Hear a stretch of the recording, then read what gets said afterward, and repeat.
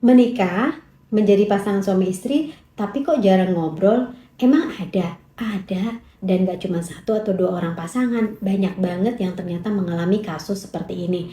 Jadi kenapa sih kok bisa ada pasangan tapi kok jarang banget ngobrol? Nah, ini sebetulnya ada beberapa penyebabnya. Yang pertama memang karena adanya kesibukan atau rutinitas yang padat banget, sehingga membuat pasangan ini nggak punya waktu berkualitas bersama.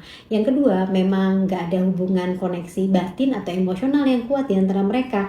Jadi ngobrolnya itu formalitas aja. Kemudian yang ketiga, bisa jadi gaya komunikasinya ini beda.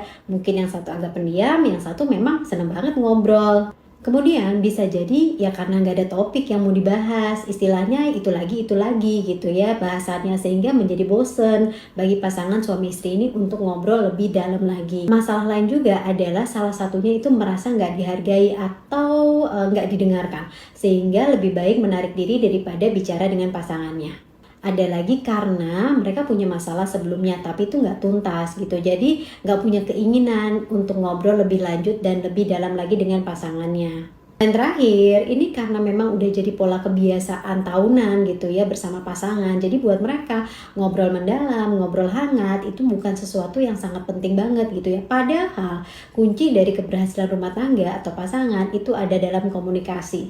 Jadi jangan sampai kita menikah tapi kayak kita menjalankan pernikahan ini sendirian. Nah, buat teman-teman yang saat ini sedang struggling banget dalam memperjuangkan nih supaya bisa komunikasi intens, memang mau nggak mau itu harus punya waktu yang berkualitas dengan pasangan. Kemudian itu menurunkan ego, bukan harga diri ya. Jadi egonya diturunkan sehingga nggak merasa bahwa pasangan itu adalah ancaman pribadi buat dia.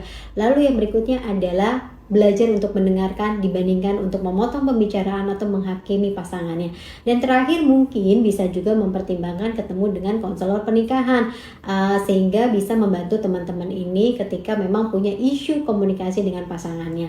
Karena kasihan loh kalau ada anak-anak yang melihat dan memperhatikan pola komunikasi yang buruk antara orang tuanya. Ini akan berdampak yang sangat luar biasa sekali untuk perkembangan mental mereka sebagai seorang anak.